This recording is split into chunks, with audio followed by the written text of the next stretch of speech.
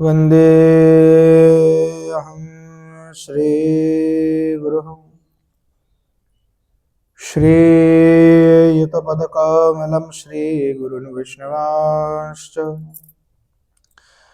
श्रीरूपं साग्रजातं सहगणरघुनाथान्वितं तं सजीवं साद्वैतं सावधूतं परिजनसहितं श्रीकृष्णचैतन्यदेवं श्रीराधाकृष्णपादं सहगणललिता श्रीविशाखान्वितश्च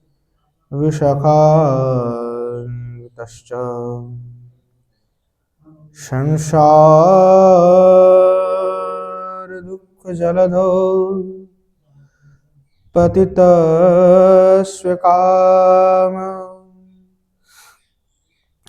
क्रोधादिनक्रमकरहै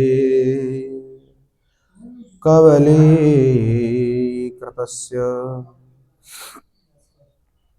दुर्वासनानिगडितस्य निराश्रयस्य चैतन्यचन्द्रममदेहि पदावलम्बम् पञ्चतत्त्वात्मकं कृष्णं भक्तरूपस्वरूपकं भक्तावतारं भक्ताख्यं नमामि भक्तशक्तिकम् अस्ति स्वस्तुरुनीकराग्रविगलत्कल्पप्रसूनाप्लुतं वस्तु प्रस्तुतवेणुनादलहरी निर्वाणनिर्व्याकुलम् स्रस्तस्रस्तनिबद्धनिबिलषद् गोपीसहस्रामृतं हस्तन्यस्तनतापवर्गमखिलोदारं किशोराकृतिः श्रीमद्भागवतं नौमि यस्वैकस्य प्रसादतः अजिगतानपि जानाति सर्वसर्वगमानपि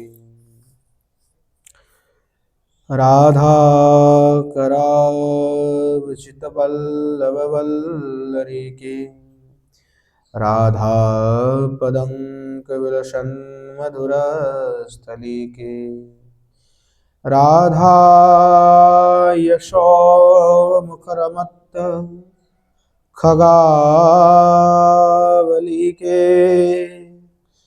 राधा विहार विपिने रमता मनो में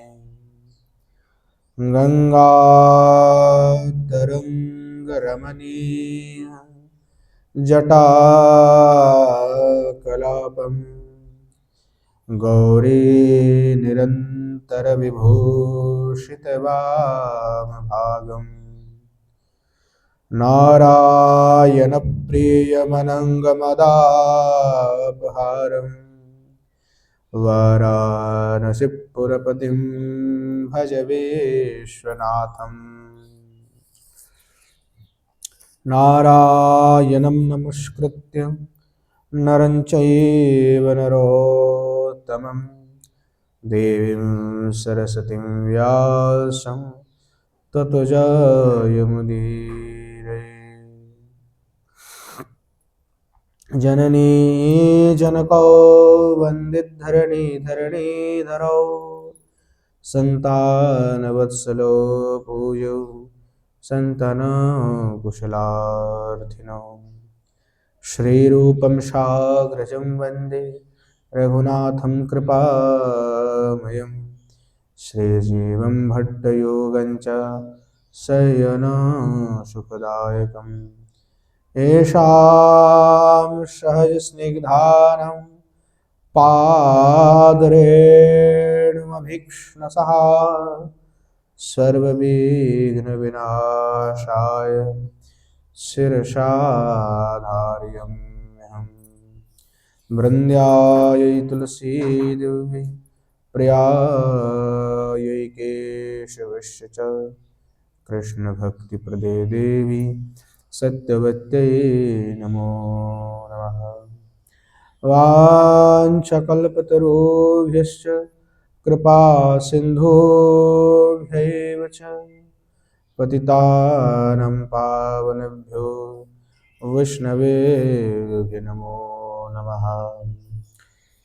हरे कृष्ण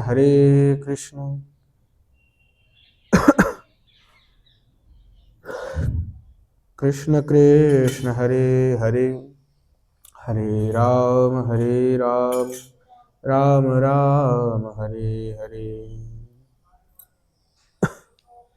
बोलो श्री युगल सरकार की जय, श्रीमन महाप्रभु की जय। बोलो जय जय श्री राधेश्याम।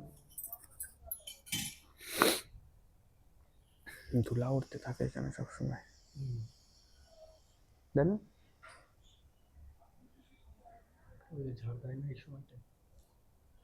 আজকে এখানে যদি ঝাড় দেয় না, মানা করে দিবে।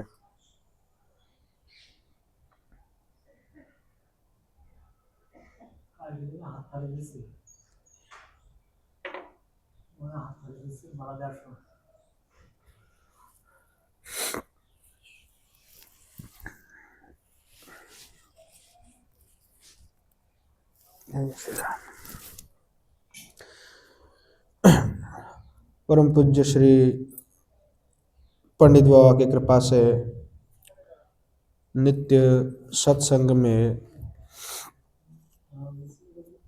श्री विश्वनाथ चक्रवर्ती पाद के द्वारा विरचित श्री भक्ति रसामृत सिंधु बिंदु का हम आस्वादन कर रहे हैं, और उसी में हम आस्वादन कर रहे थे कि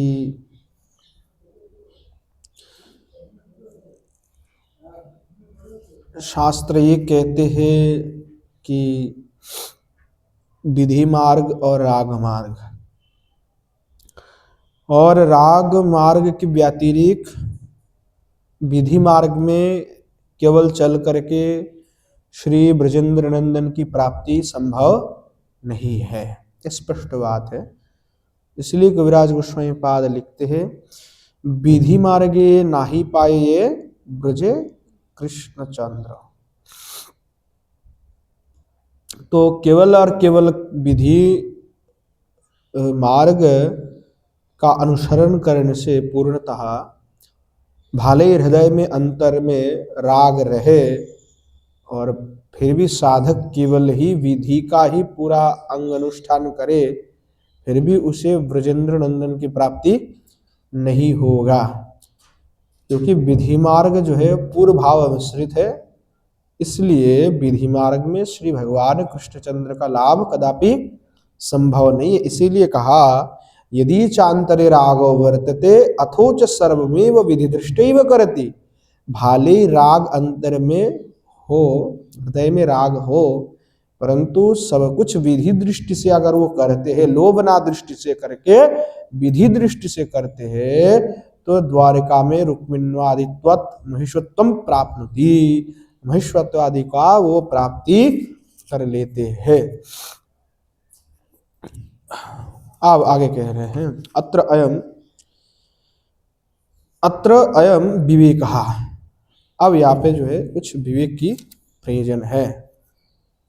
विवेक के बिना तो महाराज कुछ भी नहीं होता है, विवेक पहले चाहिए। तो अब कह रहे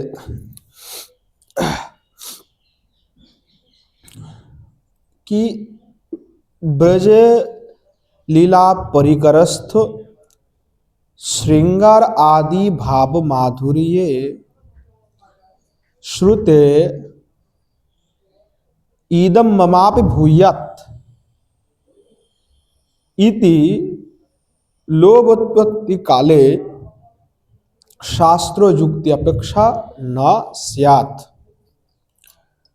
अर्थात ये कहना चाह रहा है कि जो ब्रज के लीला परिकर है, तो ब्रज के जो लीला परिकर है उनके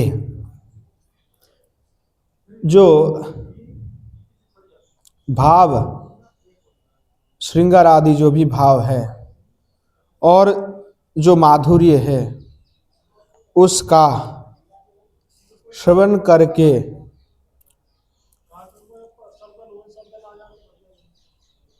इदम ममापि भूयात, ऐसा भाव मेरा भी हो, है ना, ऐसा भाव हमारा भी हो जाए, इस प्रकार लोभोत्पत्ति काले,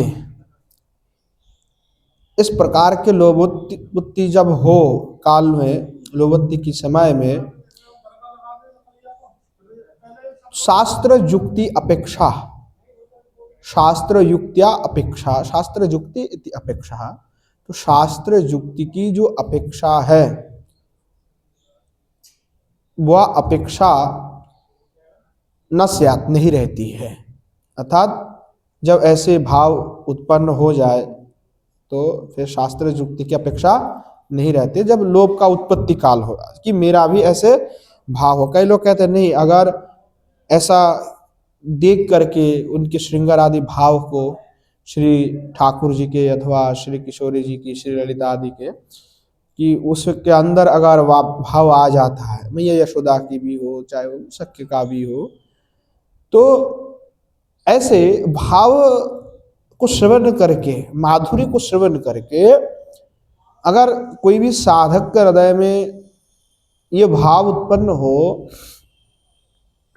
कि मुझे भी इस प्रकार भाव प्राप्ति हो, मेरा भी ऐसा ही भाव हो, तो ऐसे जब लोभ उत्पन्न हो जाए तो उस समय शास्त्र युक्ति की कोई अपेक्षा नहीं रहती है,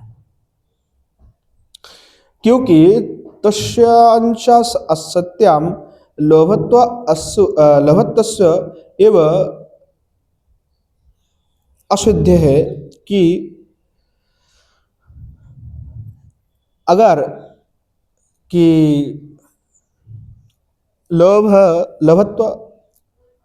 लोभत्वस्यैव अशुद्ध है, कि अगर शास्त्र युक्ति की अपेक्षा रहता है तो सत्यम कि ये सत्य है कि शास्त्र युक्ति की अपेक्षा रहने पर लोभ का सिद्धि नहीं होता है। अर्थात यहाँ पे शास्त्र युक्ति की अपेक्षा नहीं रहेगा कि ये करने से पाप होगा, ये करने से अपराध होगा इत्यादि जो भी है ना, कि ये करने से हमारा नरक में हम जाएंगे, नहीं करेंगे भक्ति, तो ये जो भी युक्ति है ये सब युक्ति उस समय में नहीं रहेगा। उस समय लोभ ही रहेगा कि मैया यशोदा कैसे श्री ठाकुर जी को वात्सल्य भाव में प्रेम कर रहे हैं, स्नेह कर रहे हैं, मेरा भी काश ऐसा ही भाव होता और हो जाए, मेरा भी ऐसा ही भाव हो, ऐसे जो लोभ है। फिर श्री किशोरी जी के, श्री ठाकुर जी के जो भाव है, ललिता आदि सखी जो श्री जुगल सरकार के सेवा कर रहे, श्री बंजरी हमारे श्री जुगल सरकार की सेवा कर रहे, और ऐसे उनको दर्शन करके हृदय में बड़ा आनंदपूर्ण भाव हो कि कितने सुंदर है, युगल सरकार की सेवा हमारे मंजरिया कर रहे हैं, और मेरे भी हृदय में इस प्रकार की भाव उत्पन्न हो। तो ऐसे जब भाव उत्पन्न हो जाए महाराज, तो उसको लोभ कहते हैं। परंतु युक्ति की अपेक्षा रहेगा तब तक लोभ उत्पन्न नहीं हो सकता, क्योंकि अगर उसमें अपेक्षा रहेगा तो लोभ की सिद्धि नहीं होगी। न ही केनचित कुत्रचित शास्त्र दृष्टया लोभ क्रियते,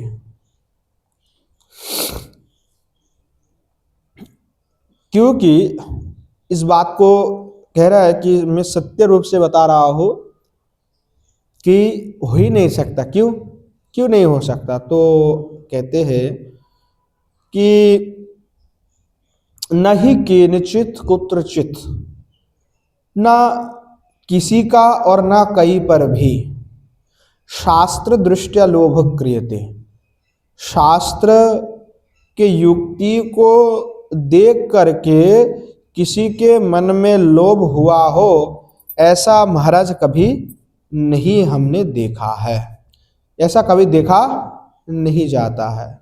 तो शास्त्र की जुक्ति से, उसका जुक्ति को देख करके किसी के हृदय में प्रेम हुआ हो, ये कभी हुआ ही नहीं है। ना केनचित, ना किसी में दिखा गया, न कुत्रचित, न कहीं पर देखा गया है ऐसा कि शास्त्र की जुक्ति से महाराज किसी के अंदर लोभ उत्पन्न हो गया हो। ऐसा कभी नहीं हुआ, कभी ऐसा देखने को भी नहीं मिला है। तो इसलिए अब आगे कह रहे हैं, किंतु किंतु परंतु फिर भी अब देखो, लोभ्यो वस्तुनि श्रुते, कि लोभनीय जो वस्तु है उसका श्रवण करके, उसको सुन करके, दृष्टि वा सत एव, दर्शन करके या सुन करके, स्वतः एव लोभ उत्पद्यते, स्वतः ही लोभ उत्पन्न हो जाता है। अर्थात जैसे कोई भी व्यक्ति लोभनीय कोई वस्तु, किसी ने बड़ा सुंदर आइसक्रीम खाया हो, हाँ महाराज, तो सुन करके चलो बहुत सुंदर किसी ने ठाकुर जी के लिए पकवान बनाया, और किसी ने प्रसाद पा करके कहा क्या जबरदस्त आनंद आ गया महाराज, काश तुम भी होते तो तुमको भी उतना आनंद मिलता। अरे ऐसे ऐसे बनाए थे ठाकुर जी के लिए, चकाचक पूरा गुरु। तो हम भी सुन करके कहते अरे काश हम भी जा पाते तो हमें भी थोड़ा सा चखने को प्राप्त हो जाता।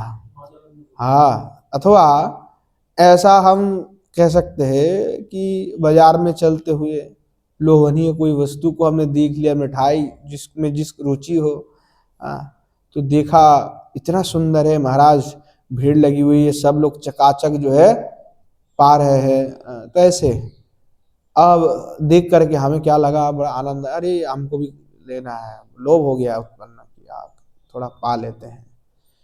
तो ये जो भाव है महाराज, ये क्या हुआ उत्पन्न? स्वतः आपने वस्तु का दर्शन किया अथवा सुना, इसलिए कहा किंतु लोभ्यो वस्तनि, ऐसे कोई वस्तु लोभनीय वस्तु हो, उसका श्रुत है दृष्टिवा, सुनने पर भी अथवा दृष्टि देखने पर स्वतः एवं लोभ उत्पद्यते, स्वतः लोभ जो है उत्पन्न हो जाता है। ततश्च तद्भावो प्राप्त उपाय यज्ञास्यम शास्त्रापेक्षा भवेत्। अब जो है महाराज, पहले कह रहे थे शास्त्र की अपेक्षा लोभ के लिए नहीं जरूरत पड़ती है, परंतु जैसे लोभ उत्पन्न हुआ फिर आपको उस भाव की प्राप्ति के लिए शास्त्र यज्ञाशा की अपेक्षा है। इसलिए 64 भक्ति के अंग में उस दिन मैंने 1 घंटा केवल शास्त्र सेवा के ऊपर बात किया था कि शास्त्र कितनी जरूरत है भक्ति में, उसके व्यतिरेक भक्ति संभव नहीं है।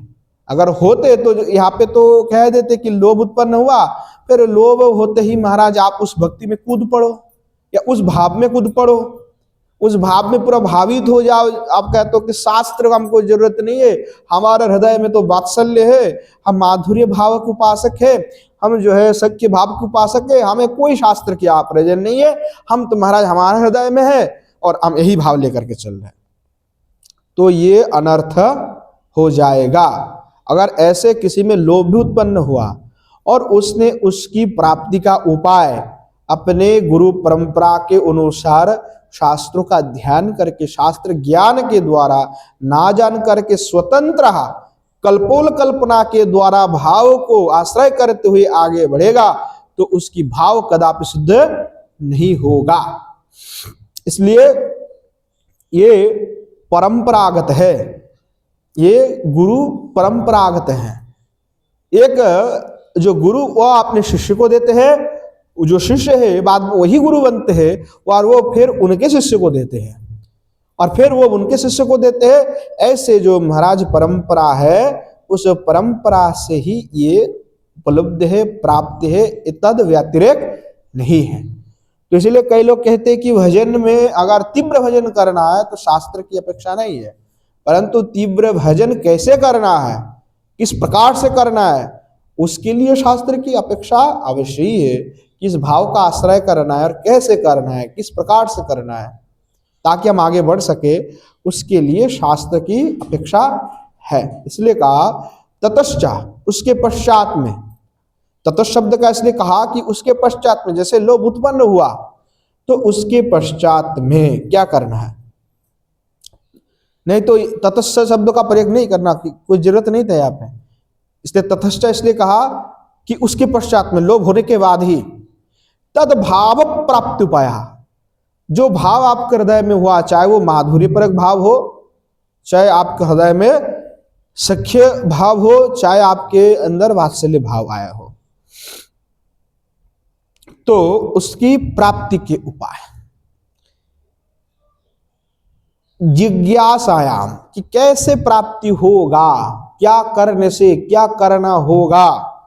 जिज्ञासायाम शास्त्र अपेक्षा भवत, शास्त्र अपेक्षा की प्रयोजन है, उसका अपेक्षा है, बिना शास्त्र के आपका वो संभव नहीं है। तो कहा कि शास्त्र एव प्राप्ति उपाय लिखनात् ना अन्यत्र। कितने सुंदर विश्वनाथ चक्रवर्ती स्पष्ट करके कहते हैं। आचार्य की ग्रंथ इसीलिए पढ़ने बहुत आवश्यक है। शास्त्र बिना पढ़े हुए नहीं काम चलेगा भक्ति में।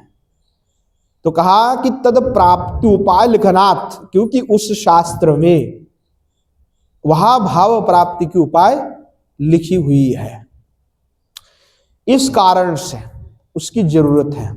ना अन्यत्र, अन्य किसी उपाय से आप ये नहीं हो सकता, शास्त्र व्यतिरेक नहीं होगा, ना अन्यत्र। तो जो यथाचार व्यभिचार स्वेच्छाचार से अपने भाव को प्रतिपादन करने की प्रयास करते हैं, वो अंत में विफल हो जाते हैं, क्योंकि हमें उन्हीं ब्रज के परिकरों का ही अनुसरण करना है, जिनकी जो भाव है। अगर सख्या भाव है तो मधुमंगल आदि सखा का ही अनुसरण करेंगे, और अगर वात्सल्य है तो नंद यशोदा आदि की भाव का अनुसरण करेंगे। अगर माधुर्य आदि भाव है तो श्री रूप मंजरी आदि के भाव को अनुसरण करेंगे। ये सिस्टम है, ये प्रणाली है, इसके व्यतिरेक नहीं होगा कि स्वेच्छाचार रूप में हम क्यों अपने स्वतंत्र भाव को कर लेवे, जो शास्त्र में जिसकी वर्णना नहीं है। तो यहाँ पे आ गया महाराज कि जार जार जयी भाव सही भावे से उत्तम, वो तो आचार्य पद कह रहे उत्तम है, हम मानते हैं आपके लिए, ये यथामम प्रबुद्धम तेताम ततैव भजम्यम, ये भी बात है। परंतु शास्त्र में जो भाव लिखी गई है और उसको स्वीकृति दी गई है, जिसको करने के लिए कहा गया है, वो आप कर सकते हैं। इसीलिए पहले भक्ति के जो व्याख्यान कर रहे थे, तो कि भक्ति क्या है कि जो भगवान को प्रिय लगे वो भक्ति है। तो इसलिए कहा कि असुर भी भगवान के साथ युद्ध करते हैं, तो असुर जब भगवान को प्रहार करते हैं तो भगवान को आनंद होता है, तो भगवान को प्रिय भी लगते हैं। तो असुर के जो ये मारना, तो क्या ये भक्ति है? तो इसलिए आगे कहा नहीं, क्योंकि ये भक्ति के विरुद्ध भाव पहले से हृदय में है, इसलिए उसको हम भक्ति नहीं कह सकते। भले ही भगवान को प्रिय हो फिर भी वो भक्ति नहीं कहेगा, इसीलिए ऐसे भाव का आचरण नहीं कर सकते हैं। इसीलिए जो शास्त्र में भाव वर्णित की गई है, तद विरुद्ध भाव का कोई आचरण नहीं होता है। इसलिए इतर अनेक महात्मा होते हैं, अनेक महाजन होते हैं, जो आपने कोई कचित कवार आपने व्यभिचार, देखिए व्यभिचार शब्द का अर्थ वहां पे इस प्रकार की जो जगत की व्यभिचार है नहीं है। व्यभिचार का शब्द होता है शास्त्र इतर, व्यभिचार का अर्थ होता है शास्त्र इतर। कदाचित कई बार आपने स्वतंत्र कोई भाव का अनुसरण करते हैं, तो भगवान उसकी भाव को भी ग्रहण कर लेते हैं, वो व्यभिचार है। तो व्यभिचार कभी भी हमारे लिए आदर्श नहीं हो सकता, वो उनके स्वतंत्र भाव तो हो सकते हैं, भगवान ने कृपा करके ग्रहण भी कर लिया, तो परंतु वो आचरणीय नहीं होगा, ऐसी भाव है। तो इसीलिए भागवत आदि के व्याख्यान में कहते हैं जैसे मोहिनी अवतार भगवान ने लिया और शिव जी के लिए शिव जी की प्रार्थना उन्होंने किया तो भगवान ने धारण किया। तो वो जो धारण किया तो ऐसा नहीं कि आप मोहिनी अवतार की उपासना में लग जाए। शास्त्र में मोहिनी अवतार की उपासना का कोई प्राविधान नहीं दी गई है। तो इसीलिए हमारे आचार्यपाद वहाँ पे विश्वनाथ चक्रवर्तीपाद यहाँ पे स्पष्ट किए हैं कि मोहिनी आदि अवतार में जैसे उनकी भाव का कोई अनुकरण नहीं किया जाता है। आप ये कह सकते हैं किसी के भाव को हम ग्रहण कर लेंगे, जैसे जो ये आयन गोप है, रायण गोप भी उनका हम आयन गोप भी बोलते हैं। तो उनका भाव वो पूर्व जन्म में क्या था, वो असुर थे। तो उन्होंने बड़ा तपस्या किया भगवान का, और जब भगवान प्रसन्न हो गए तो भगवान से क्या मांगे हैं कि प्रभु आपकी पत्नी हमें दे दो, आपकी पत्नी को हमें दे दो। तो भगवान इतने भक्त के पराभूत है, भक्त वशीभूत है, कहा ठीक है ले लो, परंतु एक बात ये कह दूं, ये कोई साधारण स्त्री थोड़ी है, तुम उसके आसपास में भटकोगे भी तुम्हारा ध्वंस हो जाओगे तुम तुरंत, और स्पर्श तो करना ही नहीं, फिर उनकी शक्ति तुम सहन नहीं कर सकते। तो तुम्हारे अंदर मेरा अर्धेक अंश तुम्हारे अंदर में समाविष्ट कर दूंगा, ताकि कम से कम तुम वो भस्म तुम्हारा ना हो जाए। नपुंसक भी बनवा दिया उसको। तो सोचो कि ईश्वर क्या नहीं कर सकते, भगवान तो भक्त की सारे भाव ग्रहण कर लेंगे। अब कोई कहेगा कि मैं भी इसी भाव को ग्रहण करके भगवान कैसे उपासना करूंगा, तो क्या प्रामाणिक हो जाएंगे? नहीं होगा। कोई करता भी हो तो हो सकता है भगवान कृपा कर दे उसके ऊपर तपस्या से प्रसन्न होकर के, परंतु वो भाव आचरणीय नहीं होगा। इसीलिए कोई अपने कपल कल्पित कोई भाव से अगर चलता है, इसलिए आउल बाउल नेड़ा नेड़ी सहजिया गौरांग नागरी ये सब जितने भी भाव की बात हमारे आचार्य ने इसको परित्याग कर दिया, बोला ये सब भाव हमारे शुद्धांत में नहीं आते हैं। ये हमारे भाव जो भी भाव है वो हमारा ग्रहणीय नहीं है। वंशीदास जो है कौन से हमारे सिद्ध बाबा थे, उन्होंने ये बात को कहा था, मुझे नाम याद नहीं आ रहे हैं, नवद्वीप के हैं। तो उन्होंने ये बात बहुत सुंदर कहा था कि तेरा जो संप्रदाय है जिसको वो अपने स्वतंत्र भाव को लेकर के चला है, तो उनका जो भाव है वो शास्त्र में उपलब्ध नहीं होते हैं, अपने स्वतंत्र मनोवृत्ति से उन्होंने बनवाया, तो उसका हम आदर नहीं करते हैं। तो इसीलिए जो शास्त्र में जो भाव को स्वीकृति दिया गया है, और गौड़ीय संप्रदाय के जो सिद्धांत है उसमें मंजरी स्वरूप में श्री युगल सरकार की जो है सेवा ही हमारे परम उद्देश्य है, और राधा दास से ही हमारे लिए परम है, सब कुछ है कि श्री जी के दासी हम हो जाए। तो ये हमारा हृदयस्थ भाव है, सभी का होना चाहिए। तो और आचार्यपाद भी इसी के लिए सब यही लिख रहे ग्रंथ आदि में। ब्रजरीति चिंतामणि में तो बहुत सुंदर करके विश्वनाथ चक्रवर्तीपाद ने स्पष्टीकरण किया ये सब बातें भी। तो कह रहे हैं कि तच्च शास्त्रम भजन प्रतिपादकम, जो शास्त्र की अपेक्षा है। महाराज कौन से शास्त्र की अपेक्षा है? क्योंकि शास्त्रम बहुलम, शास्त्र तो एक नहीं है, बहुत शास्त्र, एक दो शास्त्र नहीं, अनेक शास्त्र हैं। जैसे समुद्र है और उसमें उसका कोई भी तीर किनारा कुछ नहीं होता, वो तो कितना गंभीर है किसी को नहीं पता है। समुद्र कितना गहरा है किसी को नहीं पता है। वो नीचे तक अभी तक कोई साइंटिस्ट भी, कोई वैज्ञानिक भी पूरा नीचे तक नहीं गए हैं, नहीं जाते, बोलते वहाँ पे कुछ नहीं दिखाई पड़ता है। वो जो नीचे का एक स्तर है, इसके नीचे और जाता ही नहीं है। कि जाएंगे कैसे? बोले कि अगर वो सबमरीन इत्यादि फलाना में भी जाएंगे तो इतना प्रेशर है वहाँ पे महाराज, वो पूरा मशीन ही बर्बाद हो जाएगा। तो नीचे तक, तलहाती तक तो गहरे में एकदम बिल्कुल नहीं गए, और धरती के भी अंदर कोई नहीं गया एकदम। क्या है अंदर? रशिया में किसी ने वो बोरिंग होल करवाए थे कि देखना है भाई अंदर क्या है, कैमरा लगा करके। तो उन्होंने 13-14 किलोमीटर तक किया। उसके बाद ऐसे महाराज आवाज आने लगे, ध्वनि आने लगे, डर गए और सब बंद करके क्लोज कर दिया कि क्या है अंदर, हमको कुछ नहीं देखना है। तो शास्त्र भी ऐसा है कि महाराज शास्त्र की कोई ये नहीं है, लिमिटेशन नहीं है, बहुत शास्त्र है महाराज, अनेक विषय पे शास्त्र है। अगर एक व्यक्ति आपने पूरे जीवन में भी शास्त्र पढ़ ले तो महाराज नहीं हो सकता। आपको 10 बार भी अब जन्म ले लो, 1000 साल दिया जाए आपको कि आप पूरे शास्त्र का अध्ययन करो, तो भी आप नहीं कर सकते। इतने शास्त्र है महाराज, इतने आचार्य ने ग्रंथ लिखे, इतने विषयों पर लिखे हैं। सनातन सभ्यता संस्कृति कोई छोटी मोटी चीज नहीं है। सनातन धर्म में जितनी ग्रंथ पुस्तकें लिखी गई है वो और किसी सभ्यता में नहीं लिखी गई है महाराज। और हमारा आचार्य ऐसे अद्भुत अद्भुत कार्य किए हैं। तो इसलिए भक्ति में आगे बढ़ना है, क्योंकि मुख्य उद्देश्य तो भजन है, भक्ति है।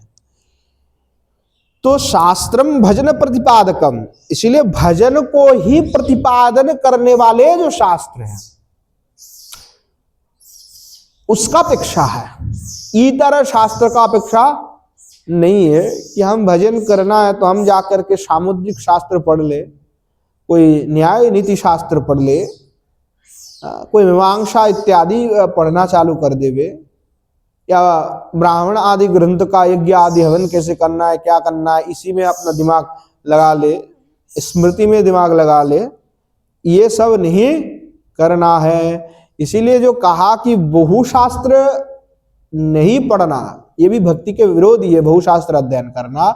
तो बहुशास्त्र का अर्थ हुआ कि भजन अप्रतिपादक ग्रंथ, जो भजन का प्रतिपादन नहीं करते हैं, भक्ति का प्रतिपादन नहीं करते, भक्त्या अप्रतिपादक ग्रंथ, जो भक्ति का प्रतिपादन नहीं करते, ऐसे जो ग्रंथ है महाराज उसका ध्यान नहीं करना है। परंतु भजन प्रतिपादकं ग्रंथमेव अवश्यमेव पठनीयम पाठनीयम च, वो पढ़ना भी है पढ़ाना भी है। तो इसलिए कहा श्रीमद् भागवतम एवं, और जो भजन प्रतिपादक ग्रंथ है वो कौन है, क्या है, श्रीमद् भागवत पुराण। अच्छा, भागवतम एवं कह दिया तो भागवत शब्द का अर्थ क्या, तो जहां भगवतस्य प्रतिपादन है भागवतः, कि जहां भगवान का ही प्रतिपादन किया जाए और भक्तों का भी प्रतिपादन किया जाए, भागवत है। तो महाराज भागवत के अनुसार उसके अनुगत्य में जो शास्त्र लिखी गई हो उसको भी भागवत ही मानना चाहिए। जैसे भक्ति रसावत सिंधु, उज्ज्वल नीलमणि, दान के लिए चिंतामणि, ये जो भी भजन प्रतिपादक ग्रंथ है ये सब भागवत के अनुगत्य शास्त्र है। तो इनके अध्ययन, अध्यापन, पठन पाठन जरूरी है। तो इसलिए कहा जो ये भागवत प्रतिपादन करने वाले, भागवत का अनुगत्य वाले जो ग्रंथ है उसका अध्ययन करना है। अब कह रहे हैं क्योंकि जो भागवत महापुराण है इसी में ही और इसी के तद अनुगत्य शास्त्र में ही जो है उसका उपाय लिखी हुई है कि कौन से उपाय करने पर हमारा भक्ति वर्धित होगा, हमारा भक्ति जो है आगे बढ़ेगा और हम उस भाव को प्राप्ति कर लेंगे, भाव को हमारा प्राप्ति भी होगा, सिद्ध भी होगा।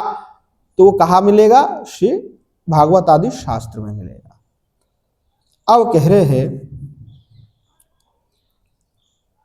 तेषु भजनेषु अपि, अर्थात जो भजन प्रतिपादक कहा, तो जो भजन अंग हैं, भजन के तो अनेक अंग हैं, तो का भजन के अंग में भजनेषु अपि, इसलिए भजनेषु अपि हो गया, वो द्वयम भाषासूत्र लगा। तो भजनेषु अपि मध्य, अर्थात भजन के अंग के मध्य में कानिचित, अर्थात कुछ तद्भाव संबंधिनी, अर्थात तद्भाव संबंधी, कानिचित अर्थात कुछ तद्भावानुकूलानि, कुछ तद्भावानुकूल, कानिचित तद्भाव विरुद्धानि, कुछ तद्भाव विरुद्ध, कानिचित तद्भाव प्रतिकूलानि, कानिचित जो है तद्भाव तद्भाव प्रतिकूलानिति, अर्थात कुछ उनके प्रतिकूल, तद भाव प्रतिकूल, है ना। तो जो तद भाव विरुद्धानी बोला, यहाँ पे तद भावा विरुद्धानी बोला, तद भाव अविरुद्धानी, अर्थात उन भाव के अविरुद्ध। तो इसलिए हो गया कि एक हो गया तद भाव संबंधी, तद भावानुकूल, तद भाव अविरुद्ध, और कुछ तद भाव प्रतिकूल। तो ऐसे ही तद भावमयानी, अर्थात तद भावमय भी है, तद भावमय, तद भाव संबंधी, तद भावानुकूल, तद भाव अविरुद्ध और तद भाव प्रतिकूल। ये 5 प्रकार के साधन महाराज यहाँ पे है। साधनानि संति देखे जाते हैं 5 प्रकार के भजन के अंग में। अब उसमें थोड़ा विचार कर रहे, तत्र दास्य सख्यादिनी, जो दास्य और सख्यादि है, तो कह रहे हैं उसको भावमया भावमयानी एवं, अर्थात जो दास्य सख्य आदि है उसको जो है भावमय साधन कहा जाता है। अर्थात दास्य सख्यादि भावमय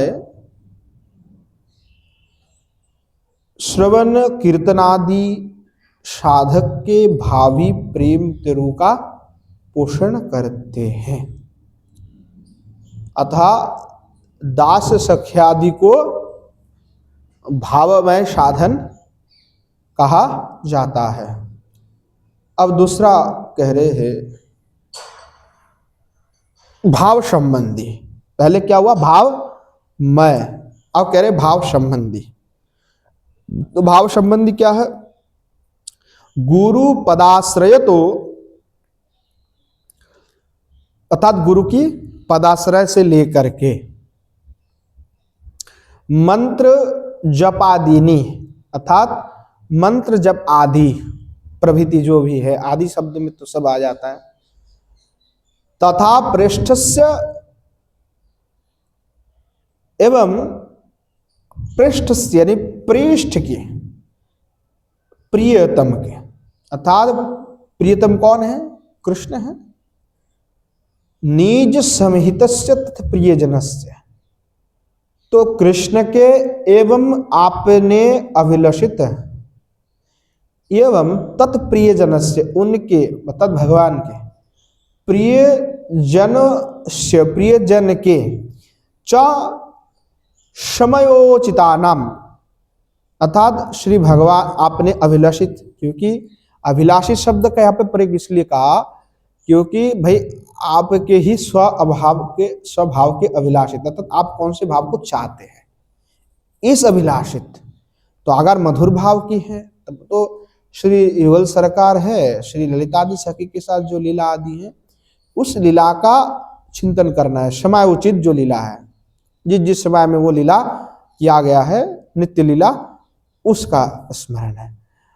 और अगर दूसरे भाव के हैं, जैसे सख्य है, जैसे वात्सल्य है, फिर तो महाराज आपको उस प्रकार के जो भगवान के प्रियजन हैं उस भाव के, तो उनके समायोचित लीला का स्मरण फिर करना होगा, ये तात्पर्य है।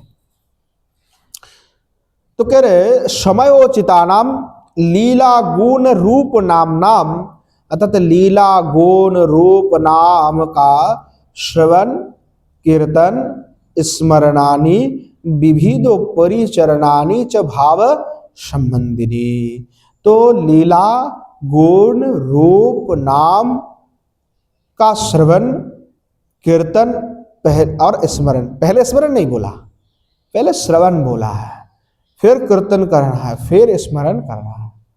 ये क्रम है महाराज, पहले श्रवण है, श्रवण के व्यतिरिक्त जान ही नहीं सकते, इसलिए शास्त्र की अपेक्षा है कि जब तक ये सब समझेंगे नहीं, जानेंगे नहीं, तो कैसे, कौन सी स्थिति हमारे पड़े हुए, क्या कर रहे हैं, कुछ आता पता है नहीं, बस करते जा रहे हैं, तो इससे काम बनेगा नहीं, आवश्यक है। तो कहा ऐसे जो विविध परिचर्या है उसको भाव संबंधी साधन कहते हैं।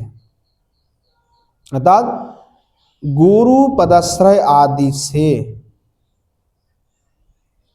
ये भाव जो है निर्माण होता है, क्योंकि जब तक गुरु पदाश्रय नहीं होगा तब तक जो महाराज जो है संबंध होगा नहीं।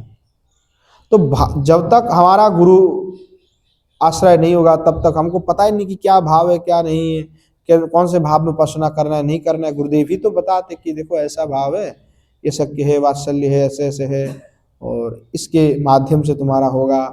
तो ये जो गुरु पदाश्रय आदि जो है इसके द्वारा भाव जो है निर्मित होते हैं। इसीलिए ये जो अंग है अभी जो कहा, इसको भाव संबंधी साधन कहते हैं, और इसके द्वारा ही महाराज भाव जो है परिपक्व होता है। अर्थात भाव के उपादान कारण को भाव संबंधी कहते हैं, भाव के उपादान को। तो जिसके द्वारा भाव जो है महाराज परिपक्व होता है उसको ही उपादान कहते हैं। जिसके द्वारा हमारा भजन जो है परिपक्व होगा उसको हम उपादान कहेंगे। तो इसलिए एक गुरुपदा आश्रय आदि से भाव गठित होता है, निर्मित होता है, इसीलिए इसको भाव संबंधी साधन कहा गया है। फिर कह रहे तद प्रावतुत कंठायाम एकादशी जन्माष्टमी कार्तिक व्रतो भोग त्यागादिनी तपो रूपाणी तथा अश्वत तुलस्यादि षण्माननादीनि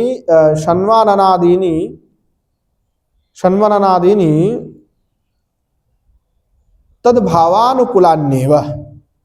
अर्थात अपने जो अभिलषित भाव है कि मधुर्य भाव है, मधुर भाव है, तो भाव की जो प्राप्ति है, अभिलाषित जो भाव है, उसकी उत्कंठायाम तत्प्राप्त उत्कंठायाम, उसकी प्राप्ति की उत्कंठा से एकादशी, जन्माष्टमी, कार्तिक व्रत, भोग त्याग आदिनी, अर्थात एकादशी भी करना है।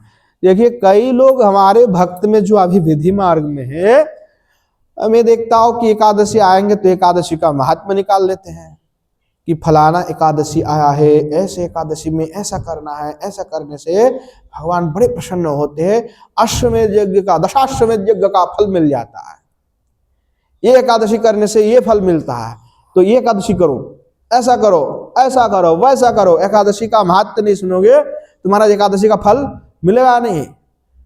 तो ये तो सब विधि मार्ग की बात है कि आप फल प्राप्ति चाहते हैं, क्योंकि भक्तों को तो फल से कोई प्रयोजन नहीं है, इसका कोई हमें प्रयोजन नहीं है, तो हम तो महाराज पढ़ते नहीं है कभी, हमको कोई पढ़ना वढ़ना नहीं है उसमें।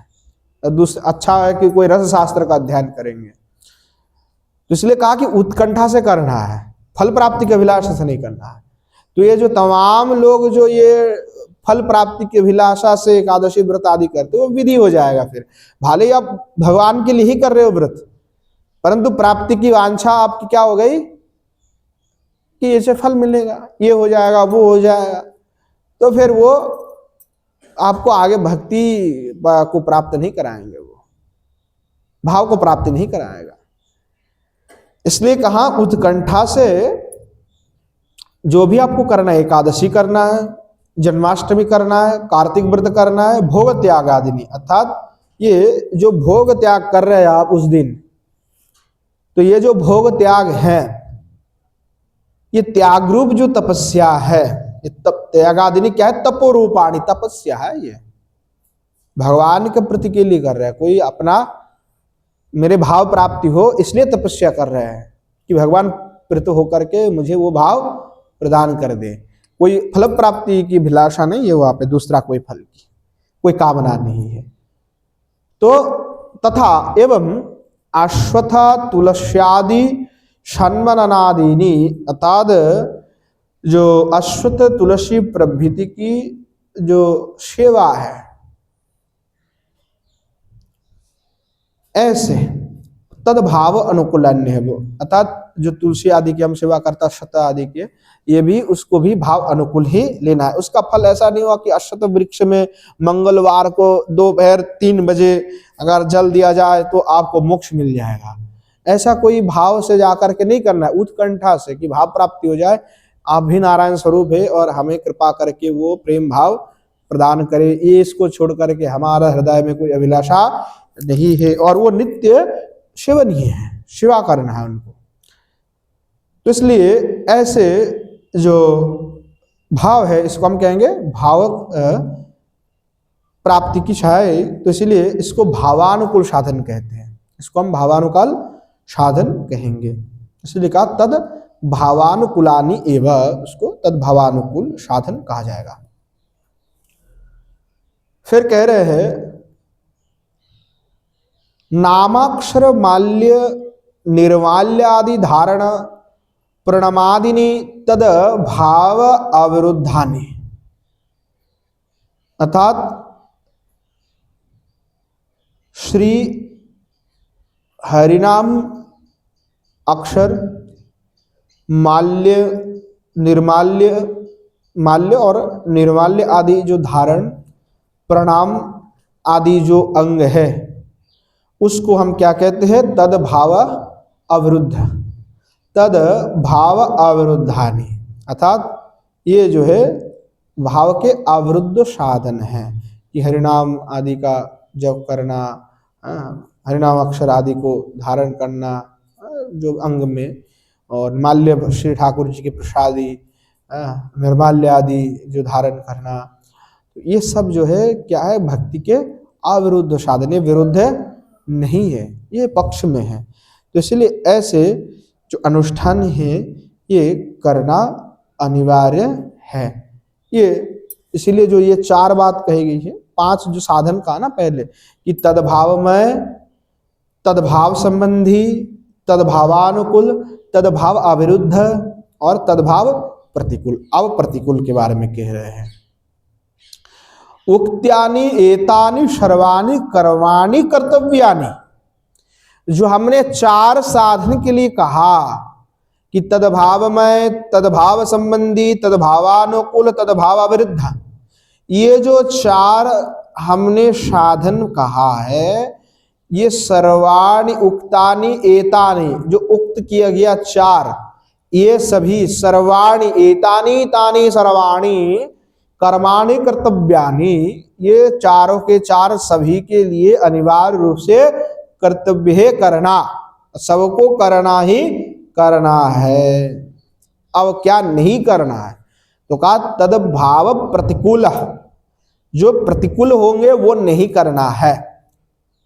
तो क्या प्रतिकूल है, तो कह रहे न्यास मुद्रा द्वारकादि ध्यानादिनी तद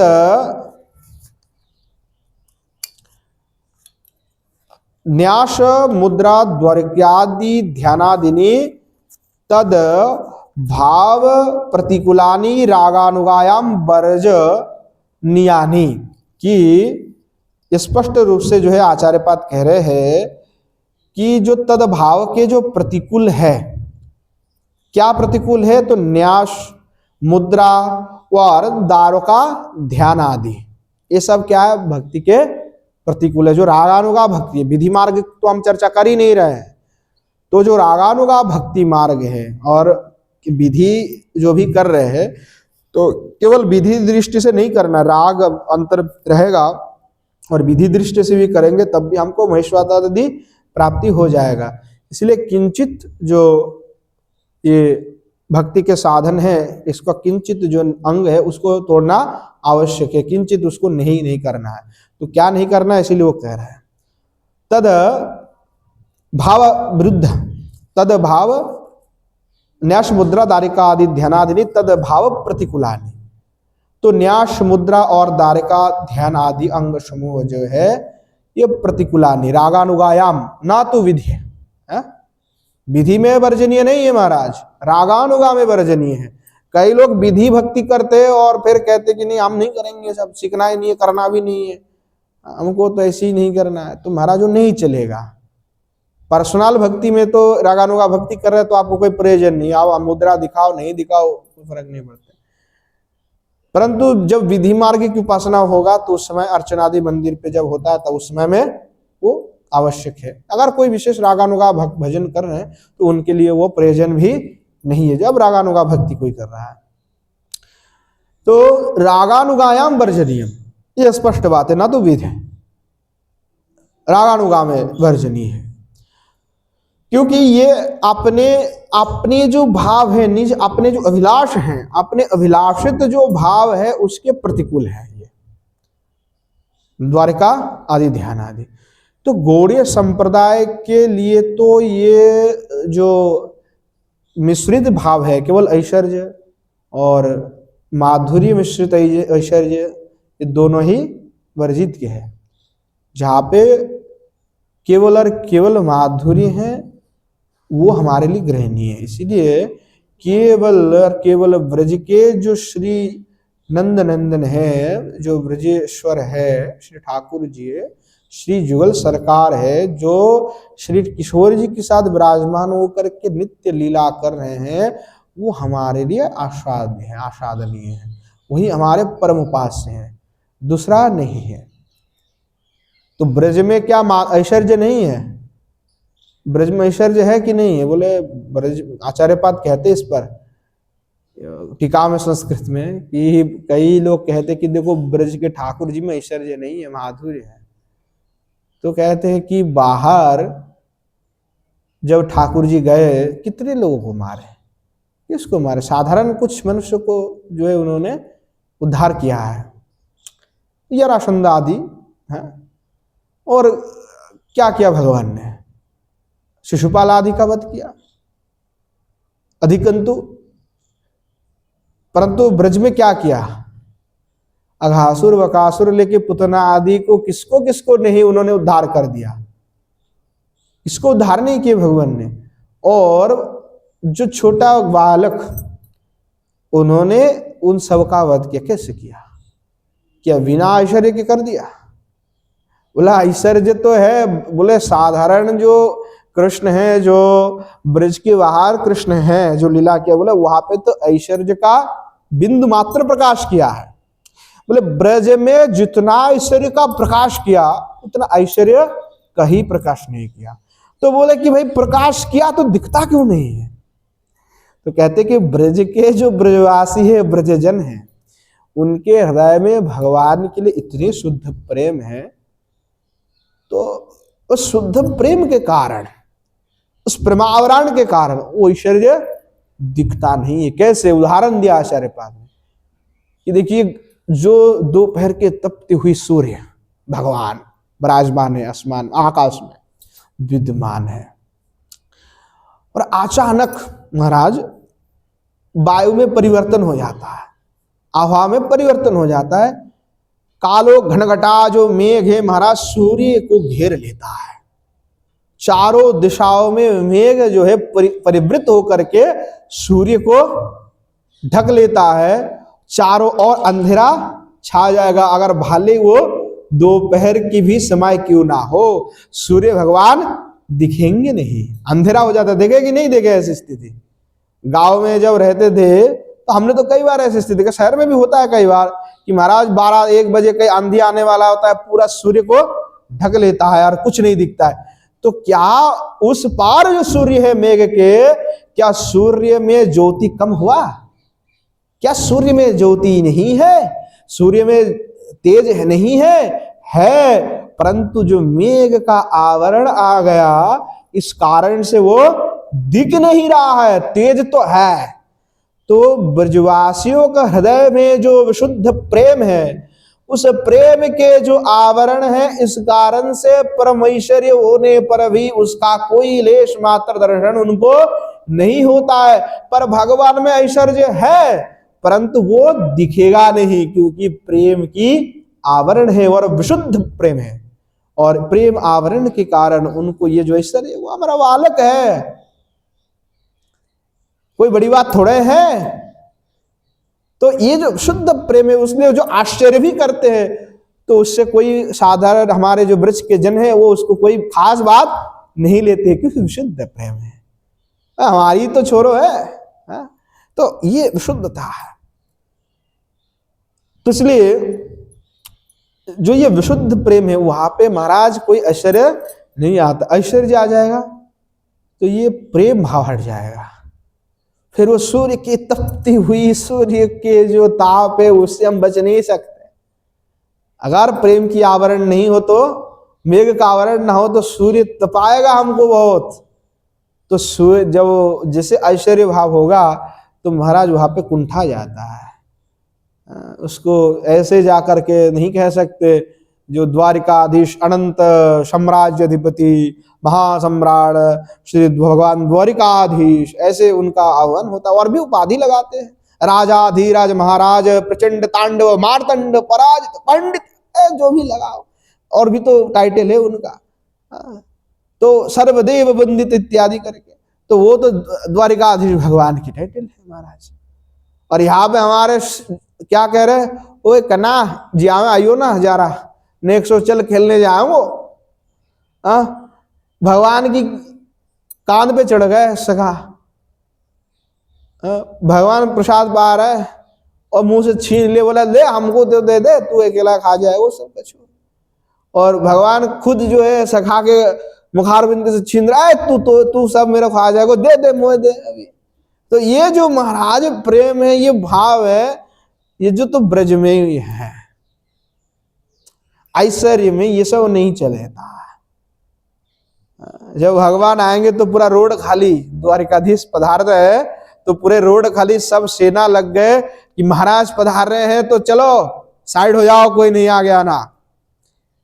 और हमारे यहाँ पे मंजरी विराजमान निकुंज के सामने भगवान आकर के हाथ जोड़ के कह रहे श्री जी से मिलवा दो जरा। मंजरिया कह रहे ना तुम्हें ना मिलवाऊंगा हम। बोले काय को? बोले श्री जी ने आज्ञा दियो है कि कन्हैया आवे वो तो मत घुसने दे। तो बोले अरे हम घुसेंगे, हम हमारे साथ ऐसे कैसे? बोले ना चलो चलो निकलो यहां से, प्रवेश नहीं करने देंगे। वही त्रिभुवन के जो अधिपति भगवान है उनको एक मंजरी रोक रहे हैं, श्री जी की दासिया, कि महाराज प्रवेश नहीं है, चलो नहीं आ सकते। तो ही भगवान गिड़गिड़ाते हैं, कहते नहीं हमें देखने तो दो, श्री जी का मुखारविंद दर्शन नहीं करेंगे तो हमारा तो जीवन ही व्यर्थ जीवन चला जाएगा। भगवान कृष्णचंद्र के आत्मा है, हम कहते कि भगवान के आत्मा नहीं है, पर हमारे प्रभानंद सरस्वती पाद कहते नहीं, ये गलत है कि भगवान के आत्मा नहीं है। जीव में आत्मा होता है, भगवान का आत्मा है तो आत्मा तो होना नहीं चाहिए थोड़े मनुष्य। तो कहते आत्मा तो कृष्ण से श्री राधिका, जो कृष्ण है उनकी आत्मा कौन है? तो श्री राधिका है। स्पष्ट बात है, तो उनके दर्शन के बिना उनका जीवन संभव नहीं है। संगीत माध्यम में बहुत सुंदर से वर्णना किया कि एक बार कोई कारण बस चंद्रावली के जो गृह में गए और सखी को पता चल गए, श्री जी को पता चल गए, तो श्री जी ने प्राण लिया, आज से महाराज कृष्ण के साथ दर्शन नहीं करूंगा, मिलूंगा नहीं कृष्ण से।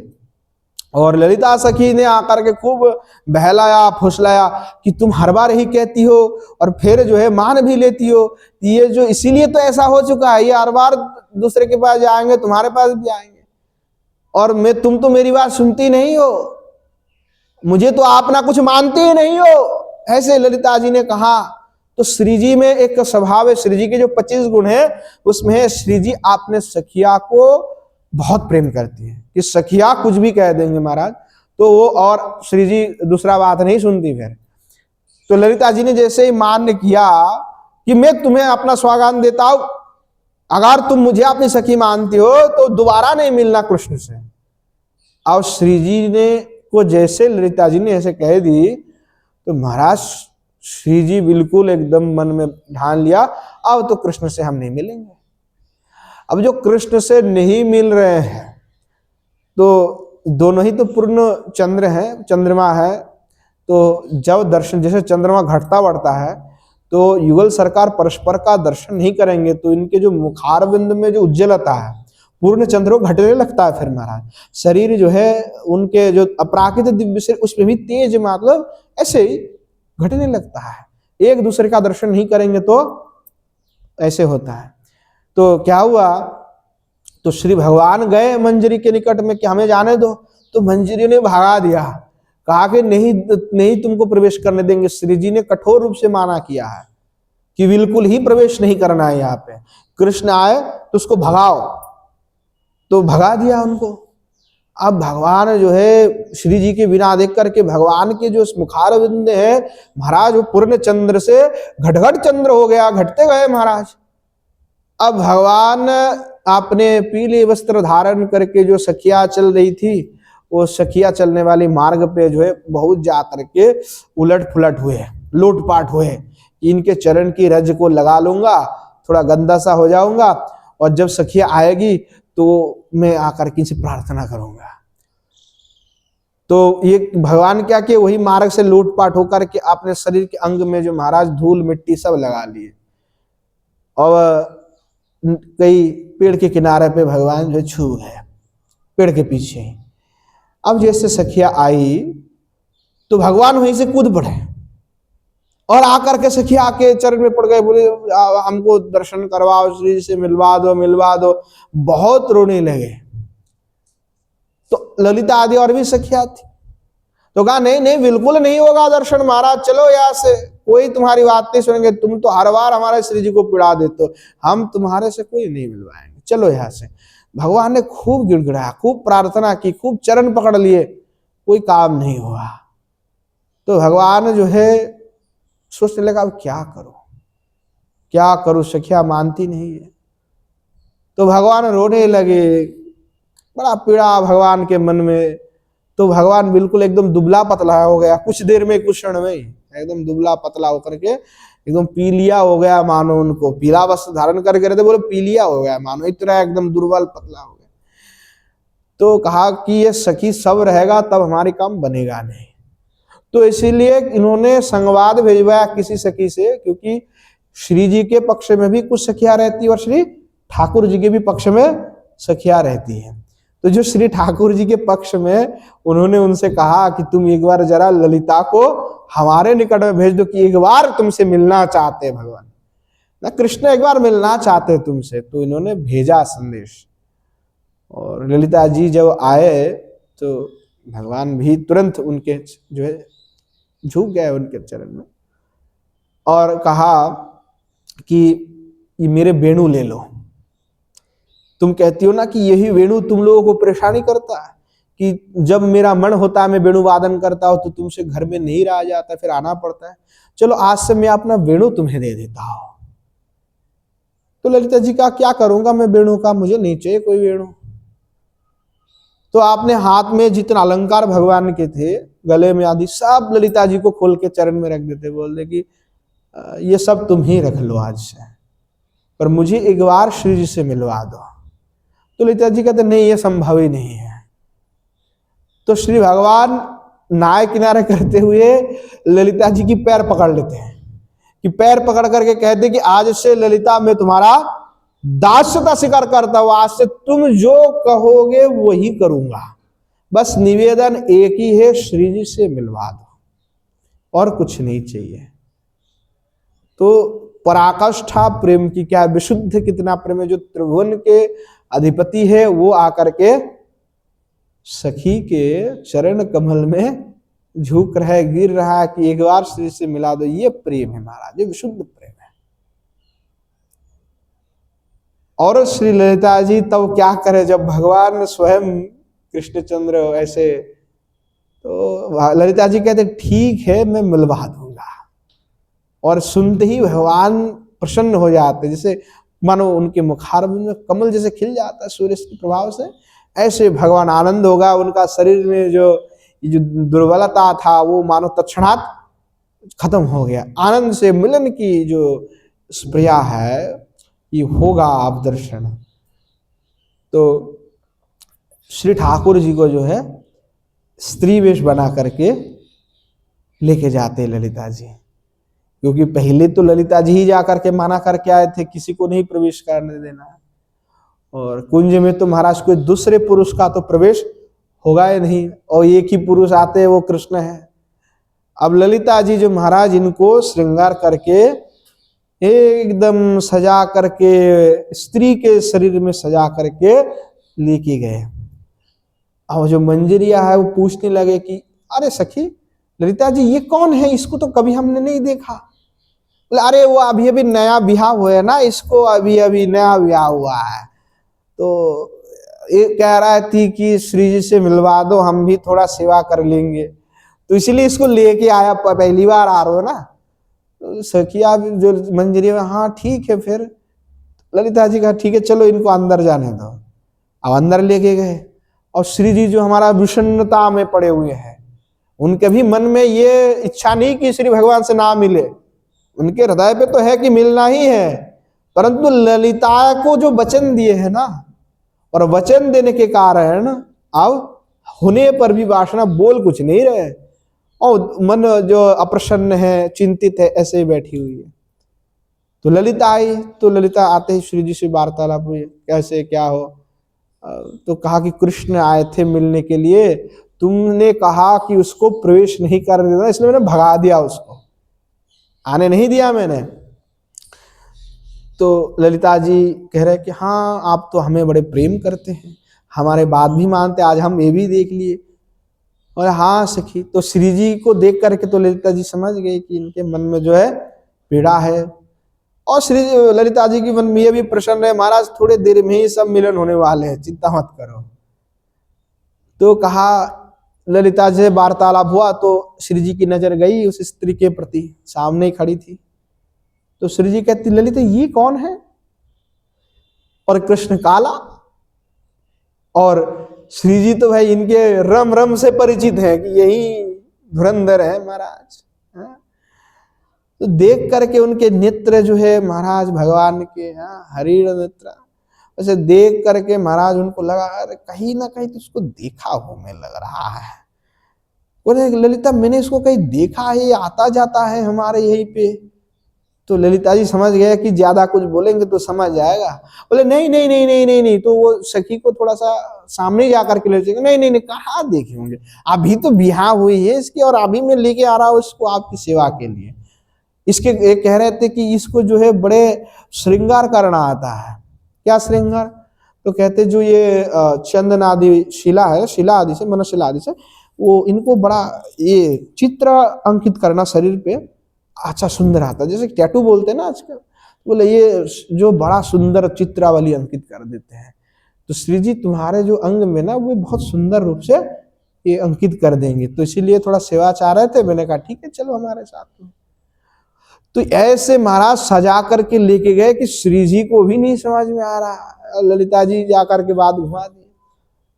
तो ललिता जी ने कहा कि ठीक है श्री जी, तो आप एक काम करो, मैं थोड़ा सा मेरा कोई काम है तो मैं इनको बैठा के जाता हूँ, आप अपना श्रृंगार करवा लो, और फिर जो है हम महाराज हम चलते हैं।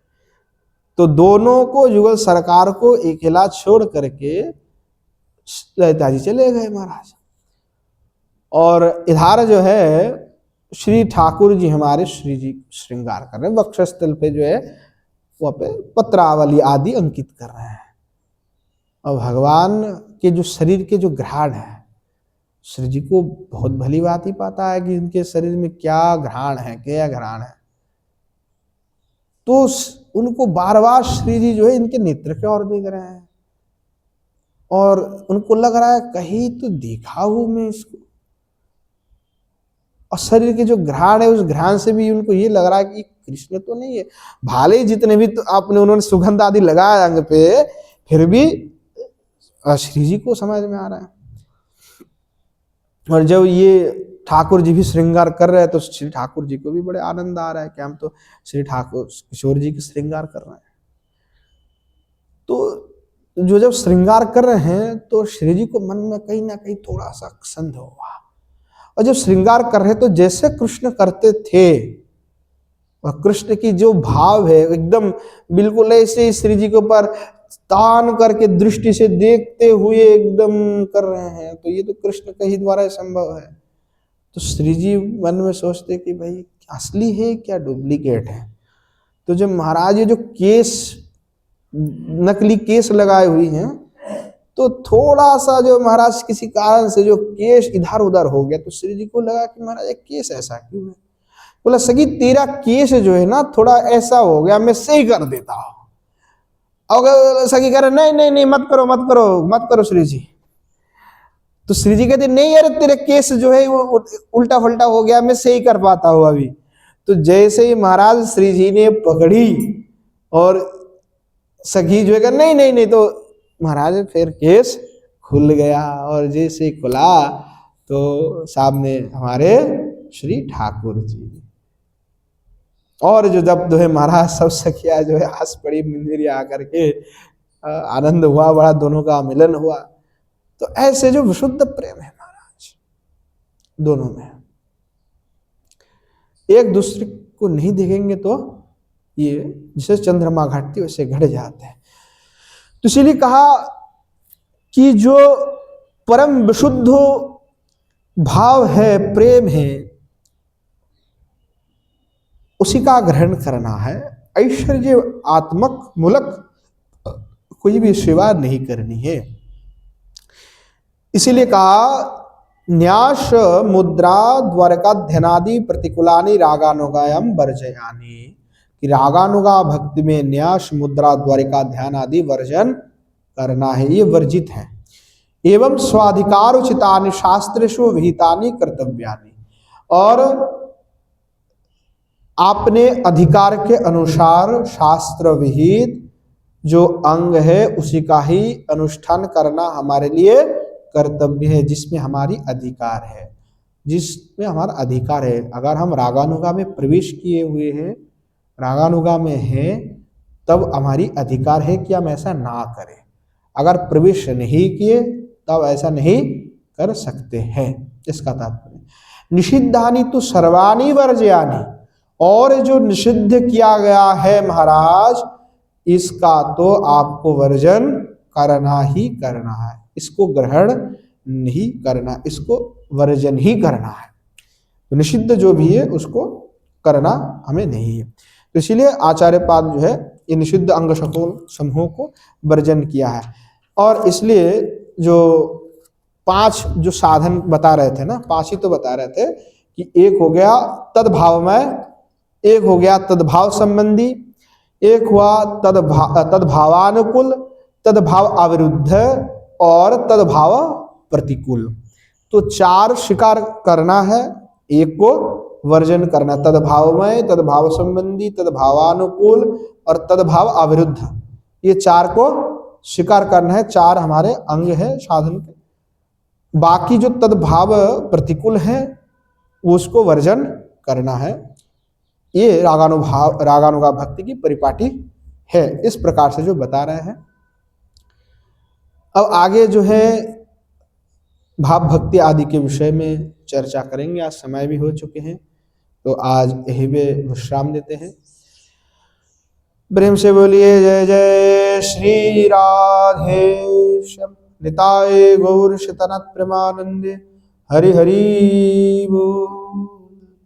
श्री युगल सरकार की जय, श्री युगल सरकार के समस्त पार्षद वृंद की जय, श्री वृंदावन धाम की जय, धाम में विराजमान सभी संत वैष्णव भक्त वृंद की जय, श्री यमुना देवी की जय, श्री गिरिराज महाराज की जय, श्रीमन महाप्रभु की जय, श्रीमन महाप्रभु के समस्त पार्षद वृंद की जय, श्री नवद्वीप धाम की जय, धाम में विराजमान सभी संत वैष्णव भक्त वृंद की जय, श्री गंगा देवी की जय, श्री भक्ति रसामत सिंधु बिंदु की जय, श्री विश्वनाथ चक्रवर्ती ठाकुर की जय, श्री भागवत निवास की जय, श्री पंडित बाबा की जय, श्री श्री कृपा सुंदर बाजी महाराज की जय, श्री विश्वनाथ बाजी महाराज की जय, श्री रामगोपाल दास बाजी महाराज की जय।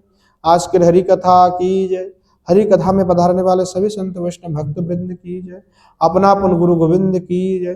बोलो जय जय श्री राधेश्याम निताय गौर शतनाथ प्रेमानंद हरि हरि।